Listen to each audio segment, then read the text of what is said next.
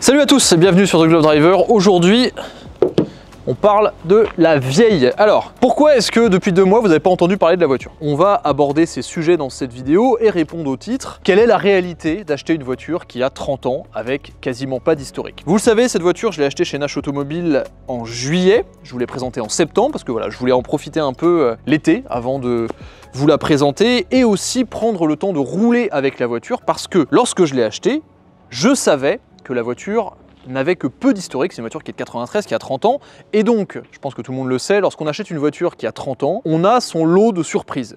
Donc ce que je voulais, c'était commencer à rouler avec la voiture pour la comprendre, la connaître, et établir un cahier des charges pour préparer la restauration qui va arriver en fin d'année. Aujourd'hui, après pas mal d'expérience, après l'avoir levé sur des ponts chez différents spécialistes, j'ai à peu près la liste de tous les trucs qui merdent sur la voiture, et la liste est longue.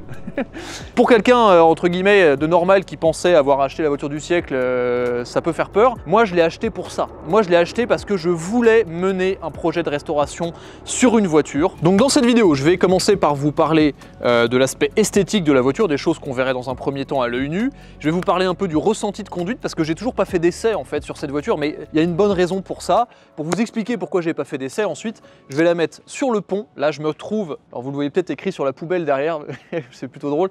On est chez Scart. Scart, ça va parler aux gens qui ont ou qui connaissent un peu les Porsche.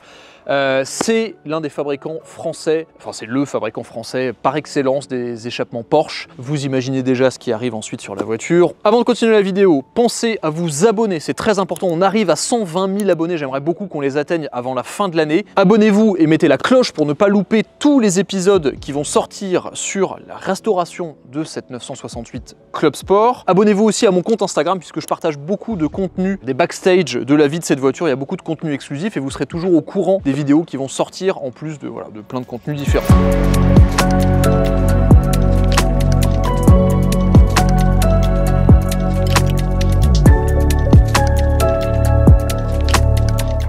Léger changement d'ambiance, mais pendant que la voiture est à Paris chez Scart, en train de recevoir son nouvel échappement, nous, on est parti en Italie, chez Lamborghini, pour essayer le truc orange que vous voyez derrière moi, et j'en profite, puisque je reste toujours à l'affût, de vous parler du partenaire de la vidéo, Ovoco, qui est le premier site de pièces détachées d'occasion en Europe. Pourquoi est-ce que ça m'intéresse et pourquoi est-ce que je vais l'utiliser? Je vous ai montré dans cette vidéo et je vais continuer à vous montrer dans cette vidéo toutes les choses, tous les détails qui vont avoir besoin d'être remplacés, améliorés sur la voiture, et je vais certainement utiliser Ovoco pour acheter des pièces d'occasion. Notamment par exemple le pare-choc arrière, le pare-choc avant, la baguette à l'intérieur qui est cassée dans l'habitacle et certaines pièces. Je sais que j'ai beaucoup plus intérêt à les trouver d'occasion. Donc sur Ovoco, pour trouver ce genre de pièces, il vous suffit d'aller sur le site, de taper le modèle de votre voiture, de taper l'année, les spécificités, et vous allez ensuite avoir accès à toutes les pièces disponibles par des vendeurs particuliers en Europe. La livraison est rapide et surtout les retours sont gratuits sous 14 jours. J'ai notamment repéré 2 pièces que je n'ai pas encore achetées, mais une pièce pour l'intérieur et une pièce pour l'extérieur. Je vous montrerai lorsque je les aurai reçues si je les achète, mais pour l'instant je suis plutôt parti pour. Le lien pour découvrir Ovoco est dans la description. Vous avez toutes les informations. Vraiment, c'est moi j'ai déjà une liste, une liste assez large de pièces. Forcément, je suis en train de faire le tri. Je pense que c'est indispensable pour toute personne qui veut un peu restaurer sa voiture ou trouver des pièces d'occasion bien documentées, bien évidemment, et pas trop chères, moins cher que le neuf, sur des voitures d'occasion. Ovoco, merci d'avoir sponsorisé la vidéo. Nous, on filme le tour de l'usine Lamborghini et on se revoit en France lorsqu'on revient tout à l'heure. Pour résumer rapidement la vie de cette 968, c'est une voiture qui a été vendue en Belgique en 1993 et qui a passé une majeure partie de sa vie en Belgique jusqu'au début des années 2000, 2005, 2006 je crois, où elle a été vendue en France. Et grâce au rapport Car Vertical, alors c'est pas un placement de produit pour Car Vertical, mais grâce au rapport Car Vertical, je sais que cette voiture déjà a une vie un peu mouvementée. Le kilométrage est bon, elle n'a pas été volée, ça je le sais. C'est pas une pub pour Car Vertical, juste que j'ai le rapport et qui m'a bien servi. En revanche, on a un petit choc à l'avant. Alors on va commencer par se concentrer sur tous les détails esthétiques de la bagnole, mais déjà si on commence sur la face avant, vous pourrez voir, je pense assez facilement, que entre cet anti-brouillard là et cet anti-brouillard là, il y a une différence de teinte. Celui-là est beaucoup plus neuf parce que la voiture a eu un petit choc à l'avant gauche. Alors c'est pas un choc énorme, mais de ça découle pas mal de détails. Déjà, alors je pense que vous le verrez à l'écran, mais les deux feux, qui sont des feux escamotables, ne sont pas enfoncés de la même manière. Parce que, suite à ce petit choc à l'avant gauche là, eh ben, il y a une bonne partie de la voiture qui a été démontée et donc le feu n'a pas été remis exactement de la même manière. Donc celui-ci est plus enfoncé, celui-ci ressort plus, ils n'ont pas exactement le même angle, ce qui fait que la voiture louche un petit peu. La deuxième chose qu'on peut voir à l'avant déjà, c'est qu'il n'y a plus la lame. Alors oui, j'ai oublié l'évident, mais lorsque j'ai présenté la voiture chez Nash Automobile, j'ai dit ouais, on va poser des suspensions, on va la rabaisser, tout ça. Et vous êtes plein dans les commentaires à m'avoir dit, tu vas la rabaisser avec la hauteur de la lame. Bon voilà, 3 semaines plus tard, j'ai pété la lame, donc ça c'est voilà. Elle est en ce moment en réparation chez RP Motorsport, qui me la refont. C'est une lame qui est en fibre, donc ça se refait complètement, ils vont me la refaire, me la repeindre, et c'est pour ça qu'elle n'a pas de lame. Mais j'avais complètement oublié.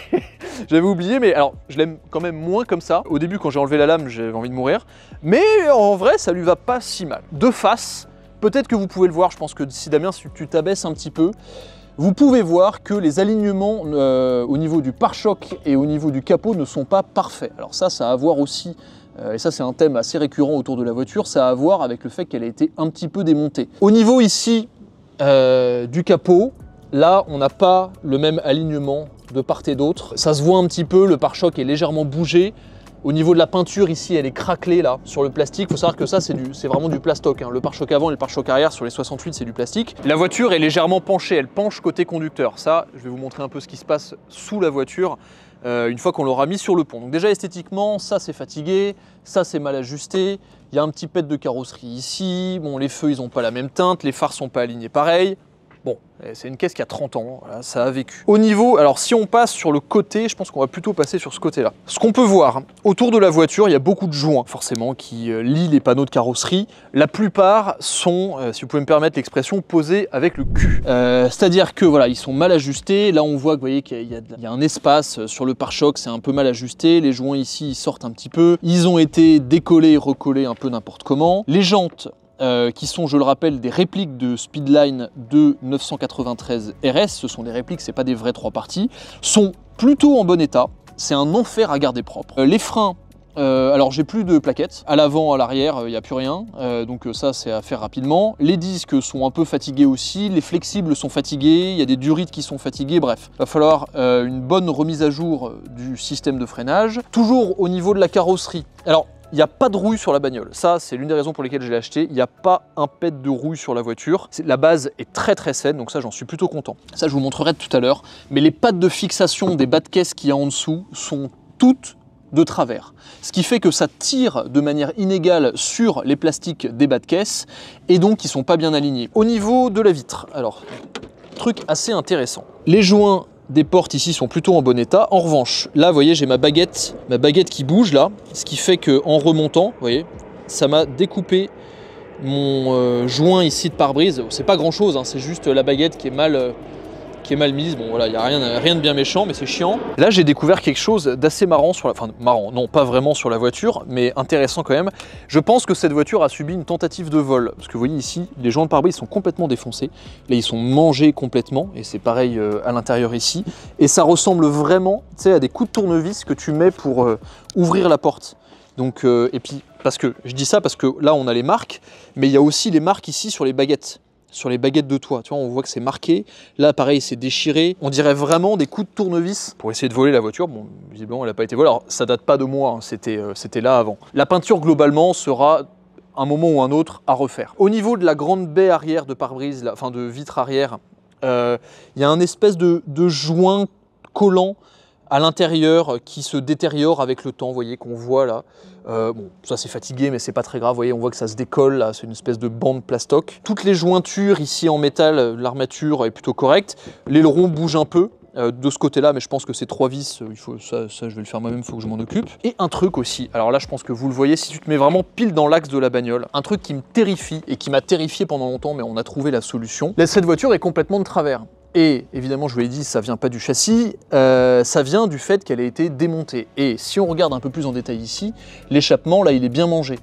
Il est bien mangé parce que la voiture a eu aussi un petit choc à l'arrière. D'ailleurs, on peut en voir les restes avec les rayures qu'il y a ici sur le phare arrière gauche, qu'on voit là. On voit qu'il y a des marques. Cette voiture a eu aussi un petit choc à l'arrière et de ça découle pas mal de de petites merdes en dessous. Le pare-choc il est fendu d'ailleurs, ça on vous le montrera quand on sera sur le truc. Mais il y a quelque chose qui m'a toujours dérangé, en dehors du fait que la voiture penche un peu, mais ça a à voir avec les suspensions et le châssis, c'est rien de méchant, juste de la vieillesse. Je me suis toujours dit que le pare-choc, il y avait quelque chose qui allait pas, visuellement il y a une merde. Alors déjà, le fait qu'il soit en plastique, il y a des reflets qui sont un peu bizarres, mais bon, ça c'est normal. En revanche, j'ai toujours trouvé qu'il n'était pas droit. Moi, j'ai l'impression que la voiture, elle est vraiment visuellement, elle est de travers, il y a un truc qui va pas. Et en fait, on a trouvé la solution tout à l'heure, ça a à voir avec le fait que ça a été abîmé, refait, démonté, et que toutes les pattes de fixation qui tiennent le pare-choc à l'arrière sont toutes complètement de travers. Donc forcément, ça crée des tensions inégales sur le pare-choc, qui fait que lorsque là, je me mets de profil, cette partie-là du pare-choc, en fait, est plus enfoncée que l'autre côté.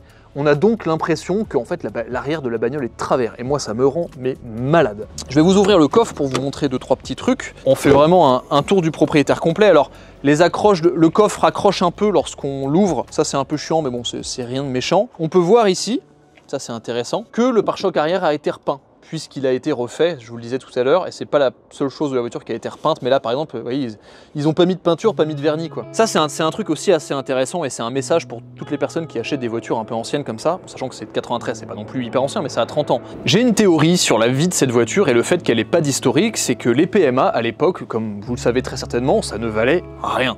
Et moi, je pense que comme c'est une voiture qui valait pas très cher, elle a été entretenue dans des petits garages, comme une voiture qui valait pas très cher. Et du coup, toutes les réparations, tous les entretiens qu'il y a sur la bagnole, elles sont assez artisanaux, on va dire. Pour vous montrer aussi que la voiture est quand même relativement saine, dans le grand coffre là, alors c'est assez marrant parce que tout ça c'est tenu par des boutons à pression. Alors, en dessous, ça vous pouvez voir, donc ça c'est le peu d'insonorisation qu'il y a dans la bagnole. À l'arrière, j'ai une roue de secours immonde qu'il faut que je dégage absolument. Cette vis là, je sais pas si tu arrives à la voir, mais cette vis-là, elle est certainement pas d'origine. Et en fait, on s'est rendu compte qu'ils avaient mis ça pour tenir un des pare-chaleurs qu'il y a en dessous. Et donc, ils ont vissé à travers le, à travers le plastoc du truc. C'est incroyable. En dessous, on a le réservoir, là. Alors, qui fait 74 litres et qui m'a permis aujourd'hui, ce matin même, de faire un test d'autonomie sur la bagnole. J'ai quand même fait 770 km avec un plein. Ce que je vous propose maintenant, c'est d'aller poser la voiture sur le pont, qu'on la monte et que je vous montre l'étendue des dégâts lorsqu'on n'entretient pas correctement une voiture qui a cet âge-là. Et ça va aussi vous expliquer pourquoi je vous ai pas fait d'essai de la voiture. Parce qu'en fait, même si le moteur est génial, même si la base est géniale, même si la voiture est très équilibrée, le châssis est tellement fatigué que c'est une saucisse géante à conduire. C'est un bateau quoi. Quand je tourne, l'arrière il se balade comme ça. La voiture elle penche à gauche. Il n'y a pas la même pince, c'est le même carrossage sur toutes les roues. Bref, c'est fatigué, je la mets sur le pont et je vous montre ça en détail.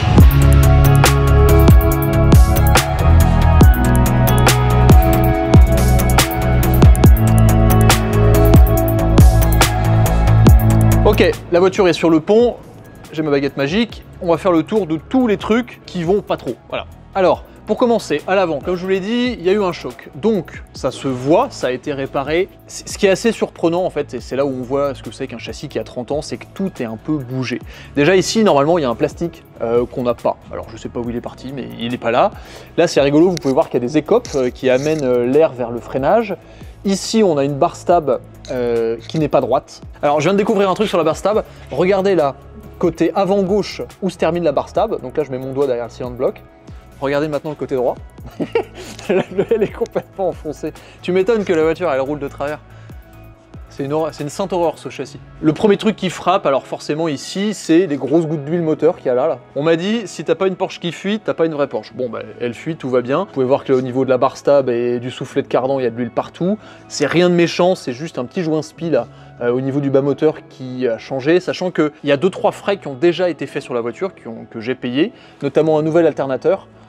Parce que les roulements d'alternateur faisaient un bordel de dingue, donc on l'a fait changer. Ça c'est Nash Automobile qui l'a pris en charge, et je la remercie d'ailleurs. Donc j'ai un nouvel alternateur qui fonctionne très bien. La pompe de direction assistée a aussi été changée, et on avait changé aussi, il est là-haut, les joints du capteur de pression d'huile, qui est la petite truc grise là-haut là, parce que ça fuyait. Bon, et finalement il y a une autre fuite qui s'est déclarée. Au niveau du circuit de refroidissement, donc là on a le radiateur qui a un peu une sale gueule, quand même il est vieux, je verrai ce que j'en fais de ce radiateur, peut-être que je le changerai.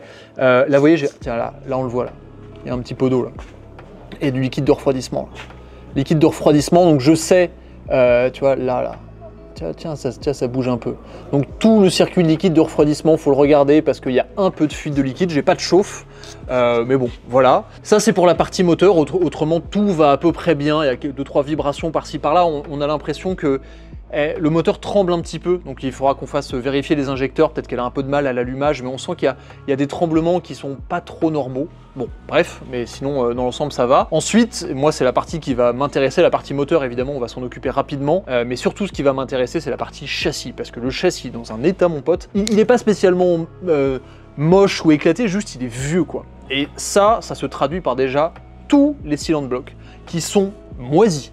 Que ce soit ici, les cylinder blocs de triangle avant, là ou là on le voit particulièrement. Regarde, là, tu vois, là j'arrache de la gomme à main nue. Les cylinder blocs, ils sont complètement mangés. C'est le cas partout. Les cylinder blocs de bar stab, ils sont fatigués. La bar stab, elle sort, elle est mal réglée. Là, les cylinder blocs de triangle avant, ils sont fatigués. Là, pareil. Les cardans, je sais qu'ils sont un peu secs, un peu fatigués. La ligne d'échappement, vous la verrez en détail dans la prochaine vidéo, mais dans l'ensemble, elle est fatiguée. On voit qu'elle a été démontée aussi. On va continuer à aller par là. Là, on peut voir aussi. Alors là, c'est normal que ça soit mouillé parce qu'on a mis du WD-40 tout à l'heure parce qu'on va démonter la ligne pour la vidéo d'après. Là, on voit qu'il y a des pattes de soudure là qui sont pas normales, donc ça a été démonté aussi. Donc là on a le catalyseur, puisque la voiture est de 93 et à partir de 93 c'était obligatoire d'avoir des catalyseurs. Donc on a un catalyseur, on a un immense premier silencieux ici, un deuxième dans le fond. Je vous parlais aussi tout à l'heure, tiens là on le voit bien, regarde. Bon alors là, bon, ça se pète la gueule, de toute façon ils vont l'enlever et le remettre, mais en fait toutes les pattes de fixation là qui tiennent les bas de caisse, elles sont toutes de travers. Il y a des tensions qui se créent au niveau du pare-choc, vous voyez, il y a des trucs, il est gondolé dans tous les sens. Donc ça, on va s'en occuper plus tard. Il n'y a pas de rouille sous le châssis, donc ça c'est bien. Bon là, ça c'est les petites pattes de fixation là, qui sont rouillées, mais vous voyez, regardez la gueule encore des trucs là. Vous voyez ça là, comment c'est fait avec le cul. Même ça tient avec un espèce de riselant, avec un vieux fil de fer, et c'était la même chose de l'autre côté. Donc bon, bref. Les suspensions avant et arrière sont fatigués, donc la voiture penche à gauche comme je vous l'ai déjà dit. Au niveau du pont ici, donc je vous rappelle que la voiture c'est une transaxe, donc là on a le pont et la boîte. Le pont, clairement, on va le défaire et le changer. Ici on a un truc assez amusant, on a une barre de torsion. Qui est cette grande barre là. Moi je pense qu'elle est un peu fatiguée cette barre de torsion, donc on va démonter tout ça plus tard pour regarder ce que ça donne. Comme je le disais, la ligne d'échappement avec l'immense gamelle dégueulasse là. Quelque chose qui est aussi assez marquant sous la voiture, en gros, lorsque la voiture elle est montée comme ça, il n'y a aucune roue qui a la même hauteur et avec le même angle. Typiquement cette roue là est plus haute que celle-ci. Et en fait, ça se voit parce que je pense que les suspensions elles sont fatiguées. Pareil, les cylinder blocs de pont, les cylinder blocs de triangle arrière, tout est fatigué, donc tout ça c'est des pièces qui se changent, hein, c'est pas méchant. Les freins sont fatigués, tout ça. La boîte, quand je roule, genre tu vois, si je monte un peu dans les tours en première ou en deuxième et que je lâche d'un coup l'accélérateur, je sens tout l'arbre de transmission et le transaxe à l'arrière qui fait tu sais, la voiture elle est... Donc tout ça c'est fatigué, donc déjà quand on va changer tout ça, ça va tout changer. La gamelle énorme à l'arrière, je vous l'ai dit, le pare-choc il a tapé à l'arrière, et ce foutu pare-choc de merde là qui me fait stresser depuis je sais pas combien de temps. Alors en gros là on peut le voir, là il est cassé le pare-choc. Je sais pas si tu vois la petite fêlure là. Donc moi ma théorie c'est que le propriétaire ou quelqu'un a reculé dans un mur ou dans un truc, a pété le pare-choc, ça se voit d'ailleurs parce que la ligne là, la sortie elle est complètement pétée et abîmée. Le pare-choc a du coup été démonté, il a été refait, on voit qu'il y a plein de boursouflures, ça a été refait un peu et tout. Et vu qu'il a été démonté, ensuite il a été remis sur la voiture avec le même système de pattes de fixation dans tous les sens que vous avez sur les côtés, ce qui fait que là, normalement ici il y a 3 pattes de fixation. On en a une qui est complètement de travers, vous voyez là elle est à 2 doigts de tomber. On a une deuxième ici qui fait un yo-yo, on ne sait pas trop ce qu'elle fout là. Et la troisième, elle n'est plus là. Bon, magnifique. Ce qui fait que le pare-choc, en fait, il est mal aligné. Et pourtant, c'est fou parce que quand on regarde en haut, il est aligné avec la carrosserie. Mais comme c'est du plastique, en fait, ça fait une torsion sur le pare-choc. Et vraiment, ce côté arrière gauche là est plus avancé que le côté arrière droit. Donc en fait, quand je regarde la voiture de l'arrière, j'ai l'impression que déjà, je vois qu'elle penche parce que les suspensions sont fatiguées, mais en plus, elle est de travers. Donc moi, ça me fout les boules. Enfin, en fait, ça me met mal à l'aise, parce que j'ai l'impression de conduire une voiture qui est de travers. Sauf qu'on sait que c'est pas le châssis qui est de travers, c'est la voiture. Enfin, c'est le pare-choc plutôt. Donc voilà, ça c'est pour vous montrer un peu l'étendue, pas des dégâts, mais en fait, c'est tout simplement une voiture qui a vécu. C'est une voiture qui a 30 ans, qui a été entretenue pas très bien. Que va-t-il se passer sur cette voiture? La prochaine vidéo que vous allez voir avec la 968 va se dérouler ici même. On est chez Scart, en région parisienne, pour faire poser, faire développer un échappement sur mesure pour la voiture. Je vous expliquerai pourquoi c'est la première modif que je fais dans la prochaine vidéo. Ne la loupez pas parce que vraiment, reportage complet avec les explications, l'histoire, comment on fait un échappement et tout, c'est hyper intéressant. Ensuite, on va passer la voiture en nettoyage cryogénique. Donc on va passer avec une entreprise spécialisée, dont je vous parlerai dans une prochaine vidéo. On va foutre la voiture comme ça, on va la lever, il va y avoir un nettoyage complet du châssis, ce qui va nous permettre ensuite, lorsqu'on va aller dans un garage que vous connaissez, que je ne vous en parle pas pour l'instant, tout sera tout propre pour travailler sur la voiture. Les travaux sur la voiture, dans un premier temps, vont inclure une réfection totale du châssis, c'est-à-dire tous les cylindres blocs, des nouvelles suspensions. On va remettre à neuf, voire améliorer les freins. Il y aura évidemment la nouvelle ligne d'échappement. On va traiter toutes les petites merdes là qu'il y a au niveau moteur. Notamment, il y a plein de choses. Il y a la distribution qu'il va falloir recaler, peut-être la refaire. On va voir, mais elle a été faite en 2021 ou 2020, je crois. Il y a plein de conneries, mais le câble d'accélérateur à régler, s'assurer que le variocam fonctionne bien, régler le châssis évidemment, mettre des nouveaux pneus, ça arrive. Donc les freins, le châssis, les pneus, l'échappement. Voilà, s'assurer que la voiture fonctionne bien déjà pour qu'elle puisse rouler. La partie cosmétique, ça viendra plus tard. J'avoue que ça m'intéresse un peu moins parce qu'une voiture neuve, on a plus de scrupules à la rouler. Donc voilà en gros les étapes que vous allez pouvoir suivre sur ma chaîne YouTube, puisque on va tout filmer, c'est l'objectif. On va vous parler évidemment des prix, des coûts que ça inclut, et vous montrer que acheter une voiture comme ça, même si je l'ai plutôt bien acheté, voilà, ça inclut beaucoup de faux frais à la con, et que voilà, il faut quand même être préparé, mine de rien, entre l'alternateur, la pompe de DA, la vidange que j'ai déjà faite et 2-3 conneries, je sais plus, j'en ai déjà eu pour plus de 1500 €, sans compter les trucs que Nash a déjà pris en garantie, si je peux dire, parce que l'alternateur il était fatigué avant que j'achète la voiture. Donc voilà, il y a quand même beaucoup de choses qui rentrent en compte, et l'idée c'est que voilà, je vous partage avec vous cette restauration, tout en mettant en avant des professionnels du milieu. Moi c'est toujours important pour moi de faire ça, déjà parce que moi je suis pas mécano, ça commence par là, et ensuite moi j'aime bien voilà, faire vivre des projets avec des garages et avec des professionnels qui sont spécialisés là-dedans. Donc ça sera pendant l'hiver, et ensuite évidemment un setup châssis aux petits oignons pour aller commencer en 2025 les track days, les road trips, voilà, et tutti quanti. On travaillera ensuite courant 2025 sur l'intérieur. J'ai des idées pour l'intérieur, pour les sièges, pour la boîte de vitesse, pour le volant, voilà, j'ai plein d'idées. Et ensuite la carrosserie dans un temps futur. Voilà, j'espère que ça vous a plu, j'espère que vous êtes content d'en apprendre un peu plus sur cette voiture. C'est la raison pour laquelle je vous ai pas fait d'essai en fait, parce que pour l'instant la voiture à conduire elle est pas incroyable quoi. Et là ça commence enfin, j'ai eu le mois de septembre et le mois d'octobre qui étaient très chargés en travail, c'était génial, on a pu faire plein de trucs et vous avez pu suivre une grande partie de tous ces projets que j'ai pu réaliser sur mon Instagram et sur ma chaîne YouTube. Donc l'activité marche très bien et j'en suis très content, surtout après ma période de début d'année qui était bien merdique. Donc là voilà, ça commence, ça va être le projet de l'hiver, remettre le châssis à neuf, faire en sorte que cette voiture voilà, retrouve un peu de sa superbe et que je puisse enfin l'exploiter. Et tout ça rentre aussi dans une dynamique de déménagement, vu que je vais partir de Paris et les travaux sur cette voiture, en tout cas tous les travaux de châssis, ne se feront pas à Paris, ça se fera ailleurs. Je vous garde pour l'instant le secret, ceux qui me suivent sur Instagram le savent déjà, mais je vais aller chercher un peu plus de soleil, parce qu'Hidalgo et ses radars là, j'en peux plus. Merci d'avoir regardé. Dans la prochaine vidéo sur cette voiture, il y aura peut-être des vidéos entre les deux, vous verrez le développement de l'échappement, avant, après, tout le développement, les explications. Et entre-temps, il y aura sûrement d'autres essais et d'autres vidéos assez sympas. Merci d'avoir regardé et je vous dis à la prochaine sur The Glove Driver. Ciao!